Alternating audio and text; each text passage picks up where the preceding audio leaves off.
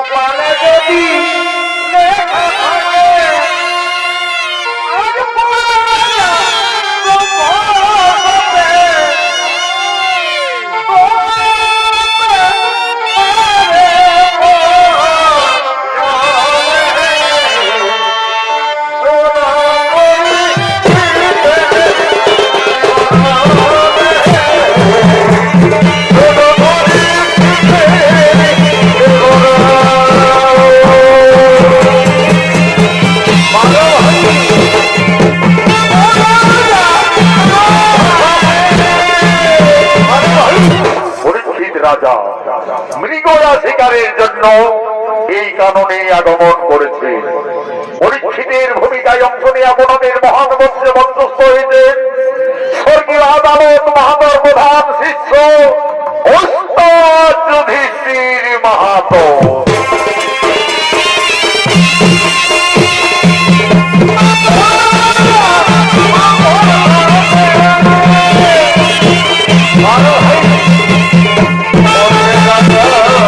Oh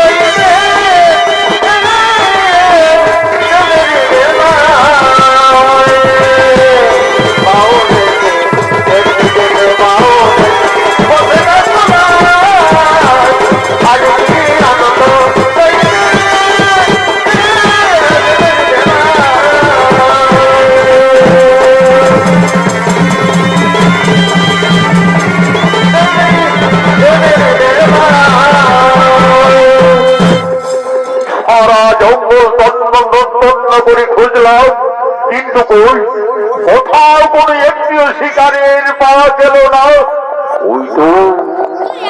ওই তো একটি হরিণ শাবক ঝর্ণার জল পান করছে। এই সময় ওই হরিণ শাবককে আজ আমি তীর বিদ্ধ করে শিকার করি।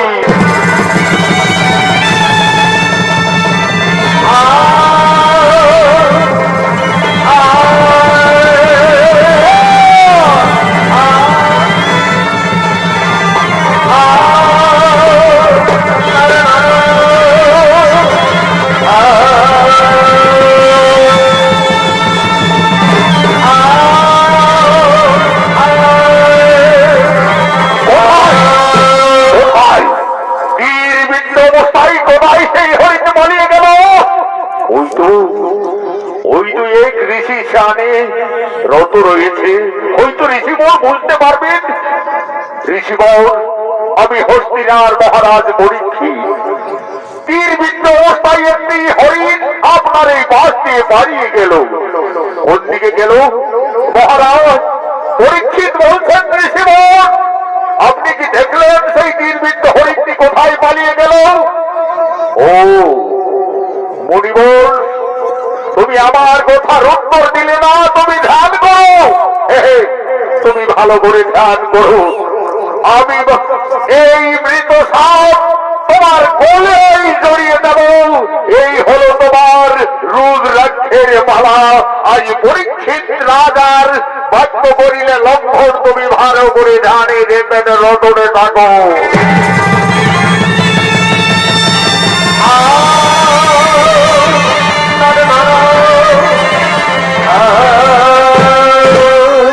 এমন সময়ে সমস্ত ঋষি কন্যাগণ এই ঝর্ণাকে জল আনার জন্য তারা এই কাননের মধ্যে আগমন করছে। ডাকে কোকিলা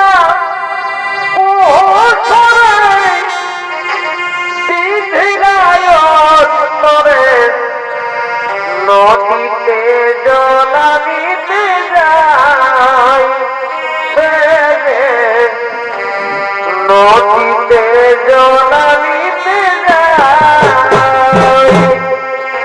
তাকে কোকিলা বিধানায়ন্তরে নদীতে জলানিতে যায়। ও সে নদীতে জলানিতে যায়। সমস্ত ঋষিকন্যাগণ এই ঝর্ণাকে জল আনার জন্য তারা এই কাননের রাস্তা দিয়ে আগমন করছে। নদীতে জলানিতে যায়।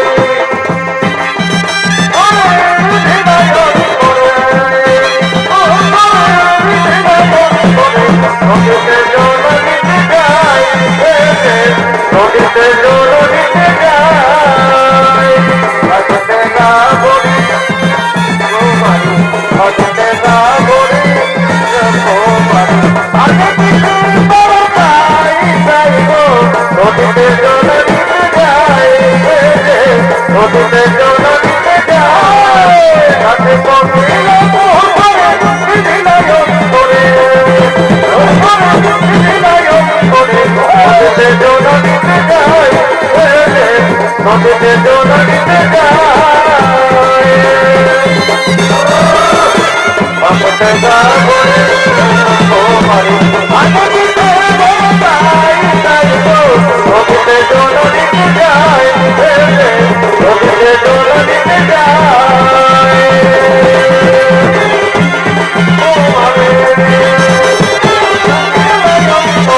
নদীতে জলানিতে যায়, নদীতে জলানিতে যায়।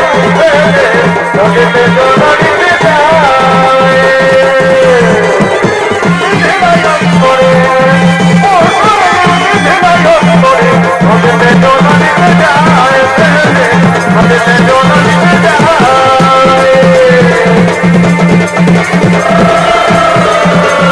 নদীতে জলানিতে যায়।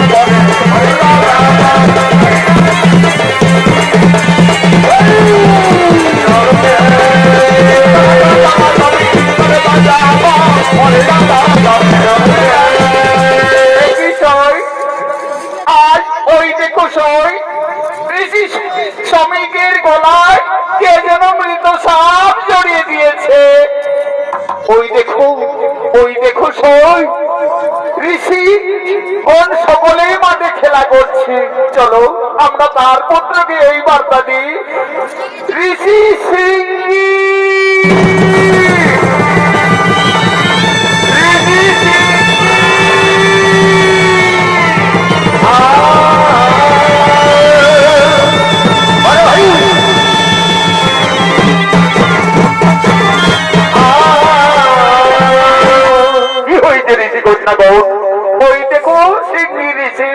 তোমার পিতার গলায় কে মৃত সাপ জড়িয়ে দিয়ে পালিয়ে গেছে। দেখছি আমার পিতার গলায় কে মৃত সাপ জড়িয়ে দিল। এই সর্প মনে হচ্ছে প্রায় 7 দিবস আগে মারা গেছে। আজ আমার পিতার গলায় যেই না এই মারা পড়িয়ে দেব সে কোনদিন রেহাই পাবে না। এই সিংহী মুনি তাকে অভিশাপ দিবে। সে যেই হোক না কেন, সেই এই অপকর্ম করছে। আমি যদি ব্রাহ্মণ সন্তান হই আমি তাকে অভিশাপ দিচ্ছি 7 দিনের মধ্যে তৎক্ষণ না করিবে দংশন। কি করিলে পুত্র, না জানিয়া না বুঝিয়া করিলে সাপান্ত। সে কেউ ছিলেন না মহারাজ পরীক্ষিত রাজা। সে এসেছিলেন শিকারে এই কারণে। ক্ষুধায় তৃষ্ণায় ক্লান্ত হয়ে এক হরিণকে ধাওয়া করে আমায় জিজ্ঞাসা করেছিলেন। বলেছিলেন ঋষিবর আপনার এই রাস্তা দিয়ে হরিণ তীরবিদ্ধ অবস্থায় পালিয়ে গেল, আপনি কি দেখলেন? আমি মৌন ধ্যানে ছিলাম। আমি তার কথার উত্তর না দিয়াই তুমি এত বড় অভিশাপ দিলে বৎস। পুত্র তুমি তোমার এই অভিশাপ তুমি ফিরিয়ে নাও। না পিতা, আপনি তো জানেন ব্রহ্মবাক্য না হবে লঙ্ঘন। তাহলে এখন কি হবে উপায়? এত বড় সামান্য করিলে বৎস না জানিয়া না শুনিয়া কোথায় কোথায় শিষ্য গৌরব?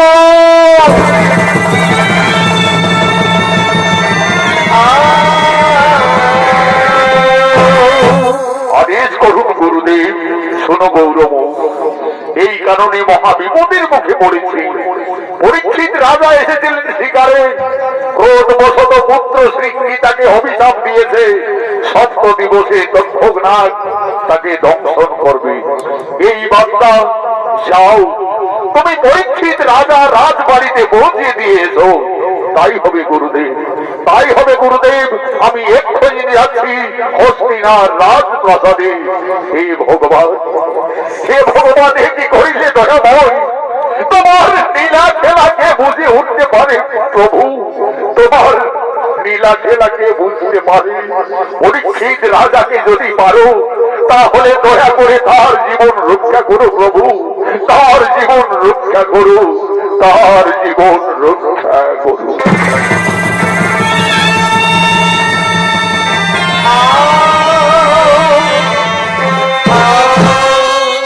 এদিকে হস্তিনার রাজসভায় সমস্ত সেনাপতিরা অন্যান্য দিনের মতো রাজসভার দিকে আগমন করছে।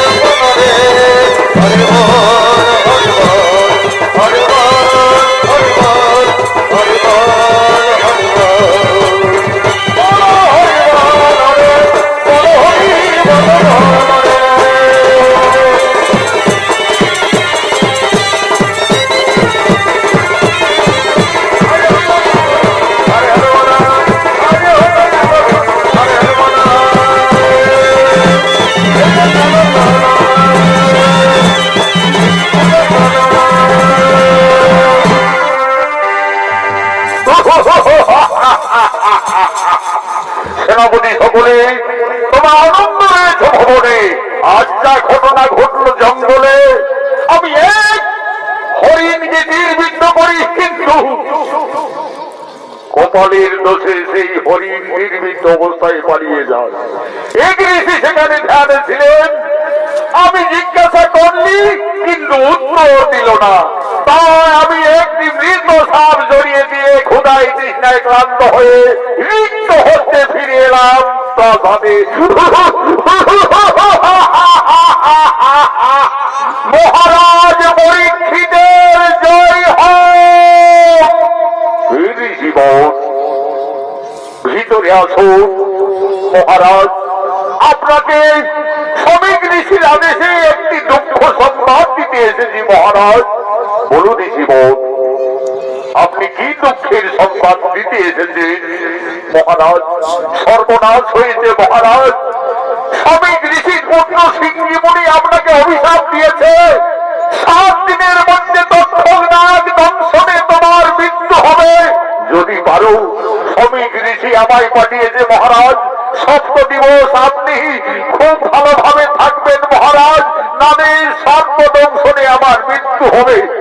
সর্বদংশনে মৃত্যু, আমি মৃত্যুর হাত থেকে এড়াইব।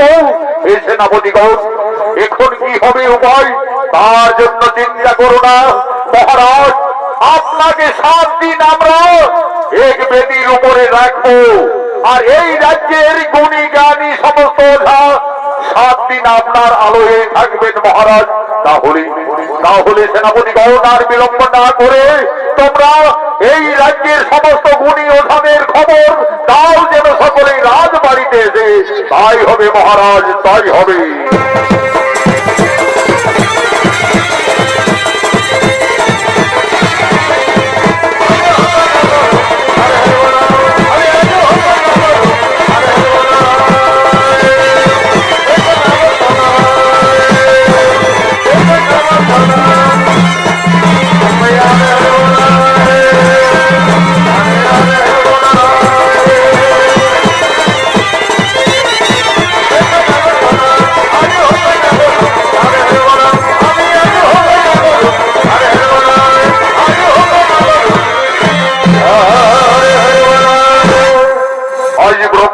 পালন করার জন্য দক্ষক নাগ, রাজা পরীক্ষিতকে দংশন করার জন্য ছদ্মবেশে এক বৃদ্ধার বেশে দক্ষক নাগ হস্তিনার প্রাসাদের দিকে আগমন করছে।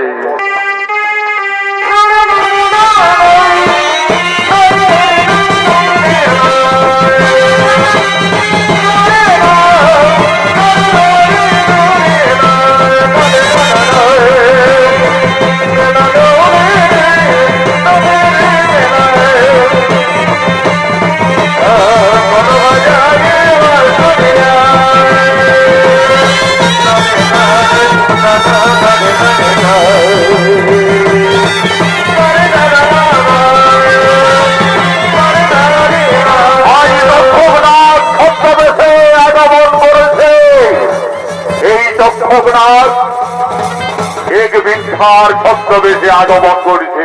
না, আর পারি না, এইখানে একটু বিশ্রাম করি, তারপরে ব্রহ্মসাপ করিব পালন, পরীক্ষিত রাজারে করিব দংশন। এদিকে আজ সমস্ত এই রাজ্যের গুণী গানী ওঝা পরীক্ষিত রাজাকে সত্য সর্ব মৃত্যুর থেকে রক্ষা করার জন্য সকলে রাজপ্রাসাদের দিকে আগমন করছে। আমরা ধরম করিছে না, মরিলে বাঁচাতে পারি সবে কাছে না। আমরা ধরম করিছে না, মরিলে বাঁচাতে পারি সবে কাছে না।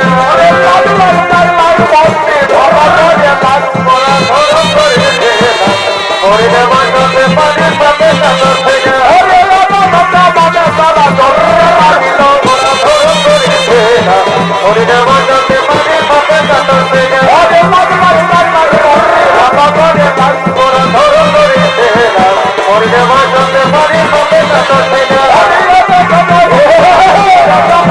ওরা ধরো করেছে না হরিণে বাঁচাতে পারি সাথে সাথে থেকে আজ ওটা ধরন করি ওটা কাশ্যপ একে একে হস্তিনা রাজপ্রাসাদের দিকে পরীক্ষিত রাজার সর্বতন্ত্র থেকে বাঁচাবার জন্য তারা আসছে। এই কাশ্যপ ও ওঝা ধরন করির অধীনে দুই ভাই নৃত্যশিল্পী জিতেন কৈবর্ত ও মানিক কৈবর্ত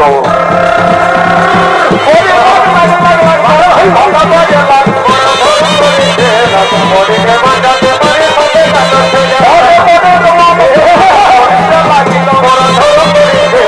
হরিণে বাঁচাতে পারি সাথে সাথে থেকে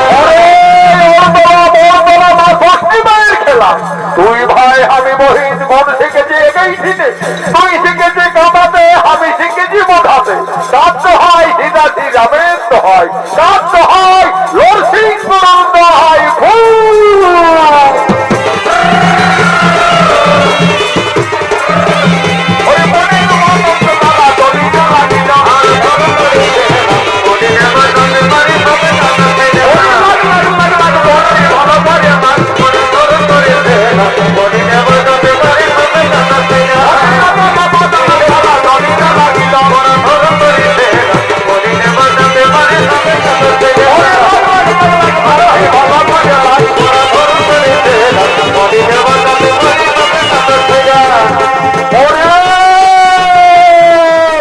আতাল বন্দি পাহাড় বন্দি বন্দি রক্ষা দল আজ কাটি কাটি চালনে কাটি কে কাটে ওঝা কাশ্যপ কাছে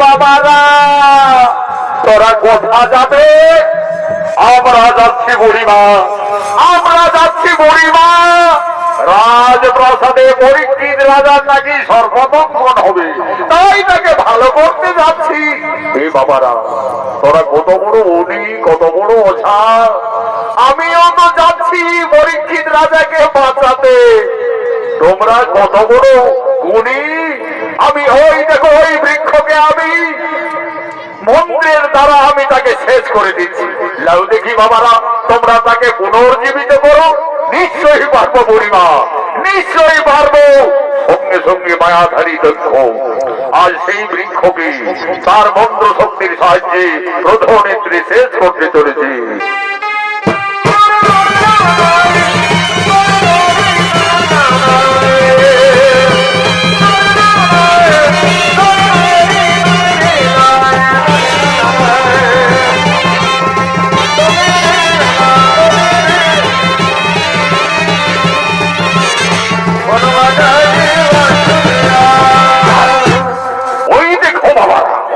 আমি আমার মন্ত্র শক্তির সাহায্যে ওই বৃক্ষকে আমি শেষ করে দিলাম লাও দেখি তোমরা আবার তোমাদের মন্ত্র দিয়ে আবার জীবিত করো ঠিক আছে বুড়িমা ঠিক আছে বুড়িমা আমি ওঝা ধরন্তরী আমি এক মন্ত্রে পুনরায় সেই বৃক্ষে পুনরায় করিব জীবিত আরে একদিন গোপনেতে সত্য ভাবা সুন্দরী বলক বেলিতে সমুদ্রের মন করেছিল চুরি সমুদ্র তখন সে চারিদিকে চাই সম্মুখেতে অর্জুনের দেখিবারে পাই এই ধুলা পোড়া অন্য কিছু নয় এই ধুলা পোড়াই জীবের পুনরায় সজ্জার হয় ও শ্রী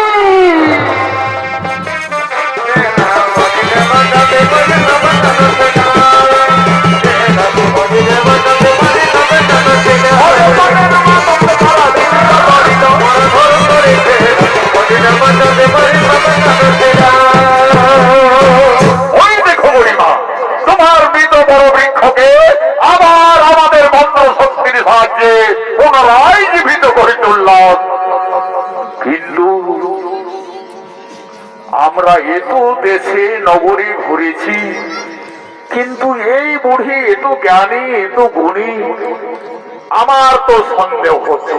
আচ্ছা বুড়িমা, সত্যি করে বলো বুড়িমা, তোমার কোথায় ধাম কিবা নাম? হে বাবারা, এই বুড়ি আমাদের মিথ্যা কথা বলিস না। ওঝা গাইছ, নিশ্চয়ই এই বুড়ি কোনো মায়াধারী বুড়ি। এই বুড়ি কথা বলতে বলতে আমি দেখতে পেলাম তার জিভটা কাটা আছে, নিশ্চয়ই কোন মায়াধারী। এই বুড়ি সত্যি করে বল তুই কে, না হলে ওঝা ধরন্তরীর চোখকে ফাঁকি দিতে পারবিস না।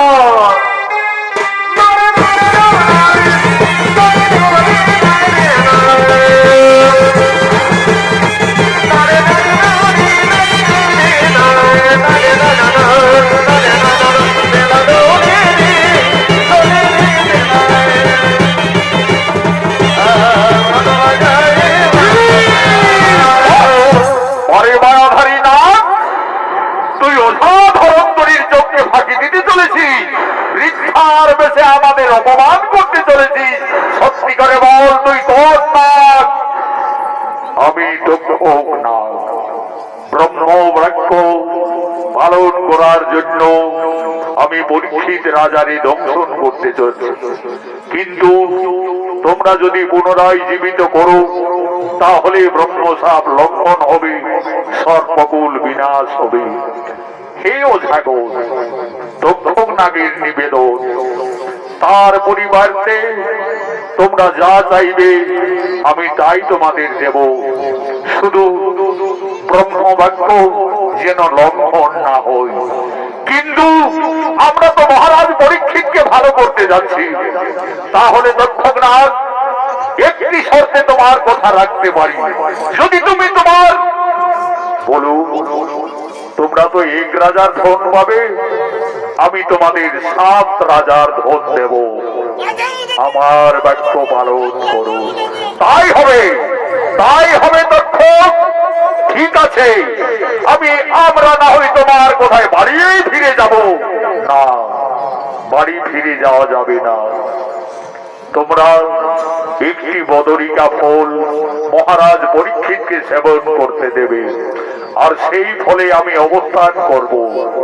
যেই না পরীক্ষিত রাজা ওই বদরিকা ফল খাতে যাবে, আমি তৎক্ষণাৎ আমার এই নাগ রূপ ধারণ করে আমি তাকে দংশন করব।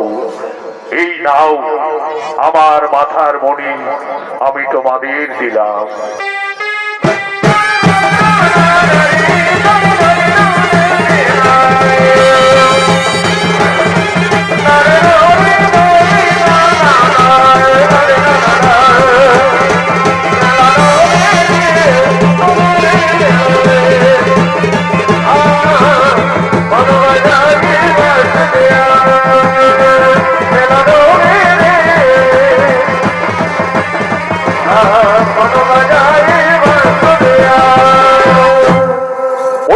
রাজার আজ হবে সর্পদংশ।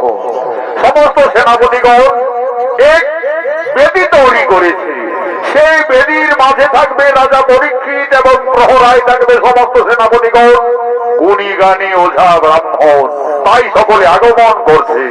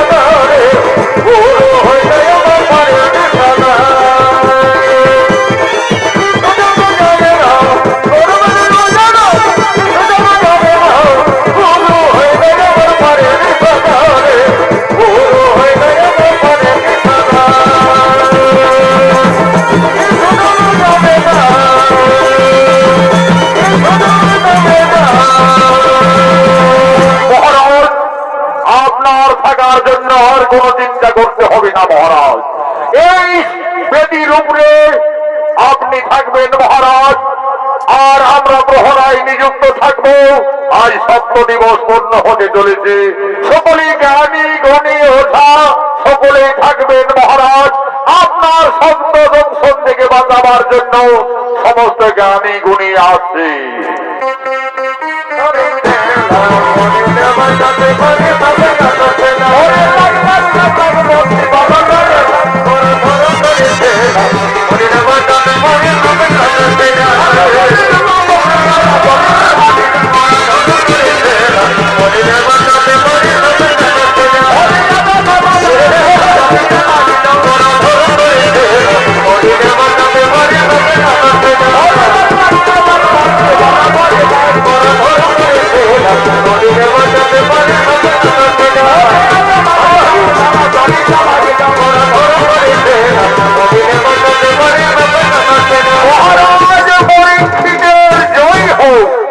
আর কোন চিন্তা করতে হবে না মহারাজ। উপস্থিত হয়েছে গুণী জ্ঞানী ওঝা। যেই না সামনে দংশন করুক মহারাজ, এক মন্ত্রের দ্বারা যে ভালো করে দেব। কিন্তু মহারাজ বহু পরিশ্রম করে আপনার জন্য ঘোর জঙ্গল থেকে একটি বদরিকা ফল নিয়ে এসেছি মহারাজ। এই বদরিকা ফল যদি আপনি সেবন করেন তাহলে কোন সর্প দংশন করলে আপনার বিষ লাগবে না মহারাজ। এই নিন মহারাজ, এই নিন বদরিকা ফল। দেখি এই বদরিকা ফল কি সুমিষ্ট। এই ফল পান করলে আমার সর্প দংশন করলে বিষ লাগবে না। আমি আজ মহানন্দের সহিত ভক্ষণ করি। একই একই একই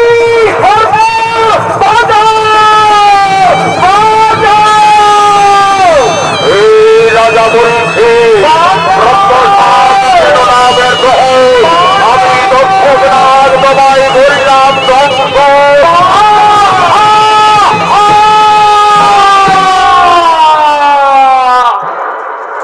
ব্রহ্মবাক্য না হল লঙ্ঘন। সপ্ত দিনের মধ্যে পরীক্ষিত রাজার দক্ষক দংশনে মৃত্যু হল। হতাশ হয়ে সমস্ত সেনাপতিগণ নিরুপায়। হে ভাই সেনাপতিগণ, চলো আর আমাদের কেঁদে ভেবে লাভ হবে না। মহারাজের সৎ কাজের জন্য আমরা তাকে শ্মশানে নিয়ে যাই।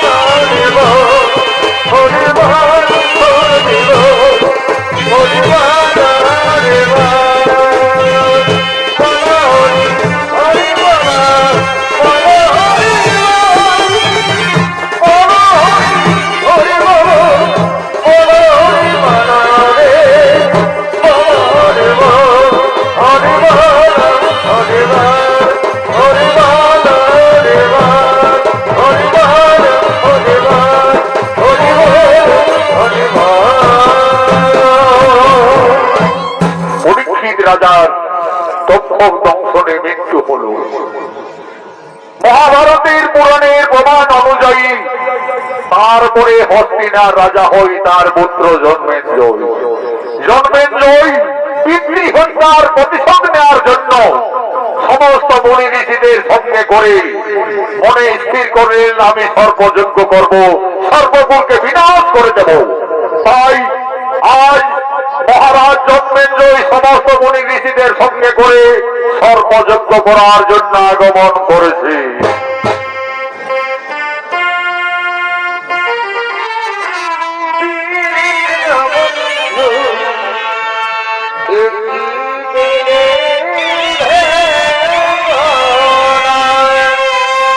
Oh,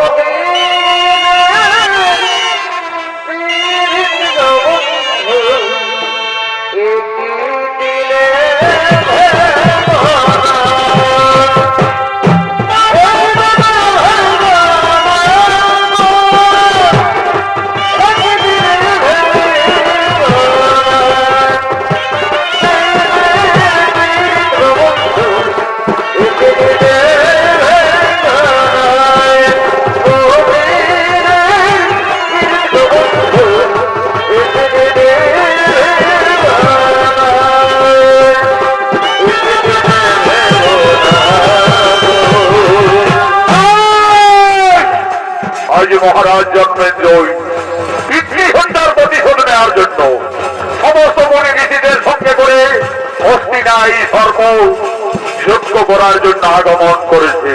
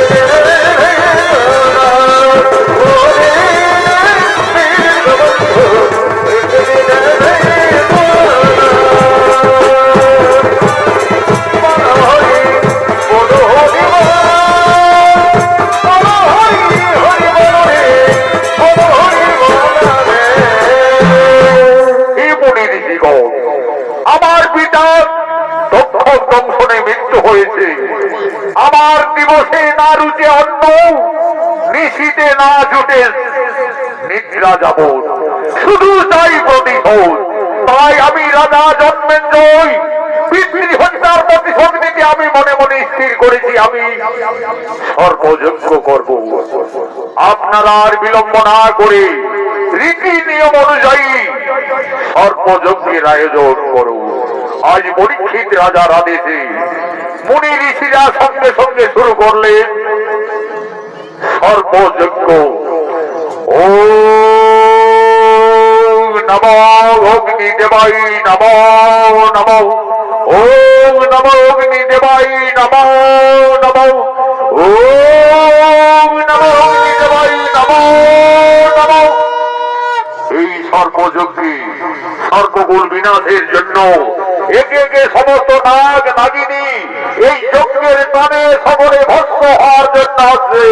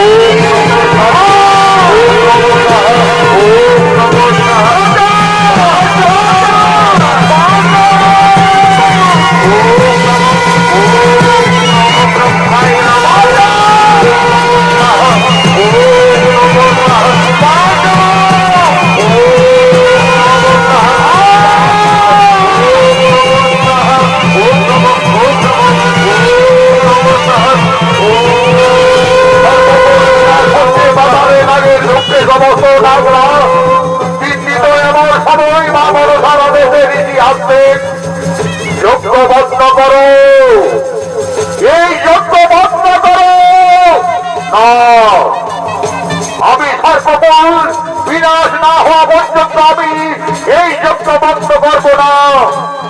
মহারাজ জন্মেঞ্জয়, আপনার এই অধর্ম, আপনি এক নাগ বিনাশের জন্য সমস্ত নাগ যদি ধ্বংস হয়ে যায় তাহলে নাগকুল বিনাশ হলে সকলেরই ক্ষতি হবে। মহারাজ মহারাজ, আমি এসেছি আপনার কাছে কিছু দান চাইছি, বলুন দিব। তুমি কি দান চাইলে সন্তুষ্ট হবে? যা দান চাইবে আমার যজ্ঞ শেষ হওয়ার পরে আমি সকলেই দেব। মহারাজ, যদি সকলেই দেবে তাহলে যজ্ঞ শেষ হওয়ার আগে কেন? মহারাজ আমি দান চাইছি দক্ষক নাগকে না, ওই দক্ষক নাগ আমার পিতাকে দংশন করেছে, তাই দক্ষক নাগ শেষ না হওয়া পর্যন্ত আমি এই সর্বযজ্ঞ কিছুতেই বন্ধ করতে পারবো না। মহারাজ আপনি শান্ত হও মহারাজ, আপনার পিতার আয়ু শেষ হয়েছিল, তাই বিধাতার নিয়ম অনুযায়ী তার মৃত্যু হয়েছে দক্ষক দংশনে। দক্ষক দংশনে মৃত্যু হয়েছে মহারাজ। এই মহারাজ ঋষি আস্তিক ঠিকই বলেছে, আপনার পিতার আয়ু শেষ ছিলেন, তাই দক্ষক দংশনে তার মৃত্যু হয়েছে, তাই এই যজ্ঞ বন্ধ করাই উচিত মনে হচ্ছে। আজ ঋষি আস্তিকের অনুরোধে জন্মেন্দ্রই মহারাজ বলছেন তাহলে ঠিক আছে, ঠিক আছে ঋষিগণ, আজ আমি তোমাদের সকলের নিবেদনে আজ আমার এই সর্বযজ্ঞ আমি বন্ধ করলাম, বন্ধ করলাম, বন্ধ করলাম। ঋষি আস্তিক চলো অন্তরালে, আজ তুমি যা চাইবে আমি তাই দেব মহারাজ জন্মেন্দ্রই, আর আমার চাওয়ার কিছুই নেই। আমার আদেশে তুমি সর্বযজ্ঞ বন্ধ করেছ, এর থেকে সর্বকুলকে রক্ষা করেছ, এর থেকে আর আমার কিছু চাওয়া নেই। তাহলে ঋষিগণ আজ সকলে চলো, আজ অন্তরালে নিজ নিজ আলোয় করো গমন।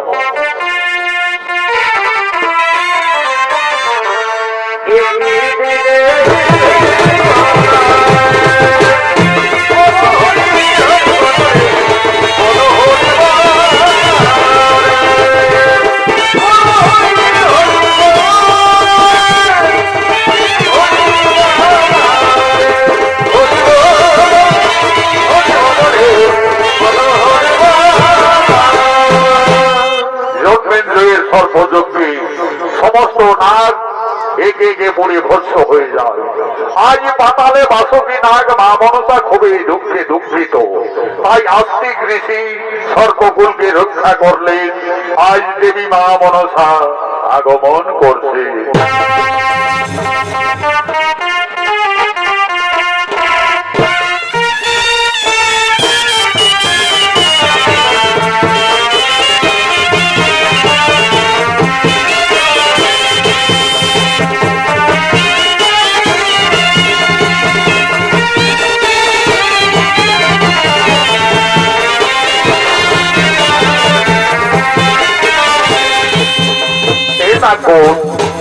সকলের জীবন রক্ষা করলেন মন পুত্র আস্তিক।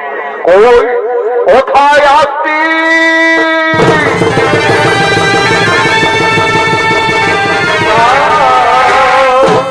প্রণাম চরণে মাতা, বলো পুত্র, আমার আদেশে তুমি সর্বকুল রক্ষা করেছ, সর্বকুল তোমাকে বর দিতে চাইছে।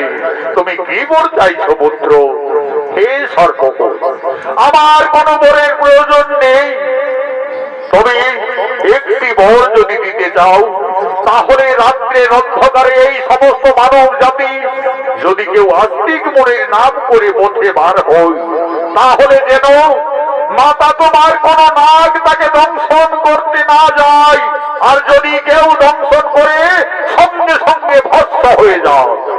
আমরা সমস্ত নাগগণ আমরা শপথ করছি, যদি কোনো মানব আস্তিক মুনির নাম করে তাহলে আমরা কাউকে দংশন করব না, যদি দংশন করি সঙ্গে সঙ্গে সর্বকুল বিনাশ হয়ে যাবে।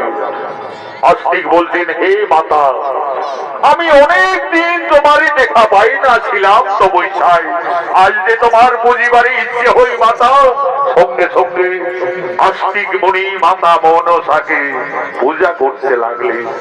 ওম আস্তিক মুনি মাতা ভগবনী বাসুকি যোধা চরণতার মুনি পত্নী দেবী মা মনসাই নমো নমো নমো। জয়